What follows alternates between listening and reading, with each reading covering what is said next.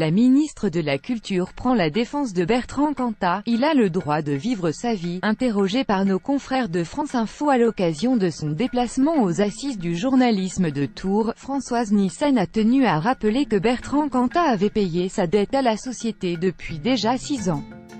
Depuis plusieurs jours, le retour sur le devant de la scène musicale de Bertrand Cantat provoque bon nombre d'indignations.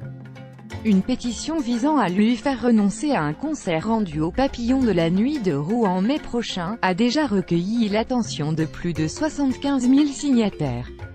Face à un tel tollé médiatique, qui lui a valu d'être agressé et insulté à Grenoble en début de semaine, le chanteur ex-leader de Noir Désir a décidé d'annuler l'ensemble de ses représentations prévues cet été. Présente aux assises du journalisme de Tours, la ministre de la Culture Françoise Nyssen a été interrogée par nos confrères de France Info sur cette polémique. La femme politique estime que Bertrand Cantat devrait pouvoir vivre normalement, dans la mesure où il a payé sa dette à la société. Bertrand Cantat a été jugé. Il a le droit de vivre sa vie. Après, comme je l'ai rappelé, chaque fois qu'on parle de Bertrand Cantat, je tiens à rappeler aussi un nom, Marie Trintignant. Le ministère de la Culture n'a pas à intervenir sur les libertés de programmation.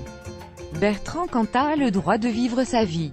Il a payé. La ministre avait tenu des propos équivalents au micro de BFM TV la semaine dernière. Le tribunal médiatique de propos qui concorde avec ce tenu par Philippe Laflaquière, juge d'application des peines qui a supervisé le dossier Bertrand Cantat. Interrogé par Léa Salamé dans Stupéfiant ce lundi 12 mars, le magistrat a lui aussi pris la défense du chanteur et musicien. Je trouve quand même que cet acharnement 10 ans après, dépasse la raison. On est face à ce qu'on appelle malheureusement, le tribunal médiatique.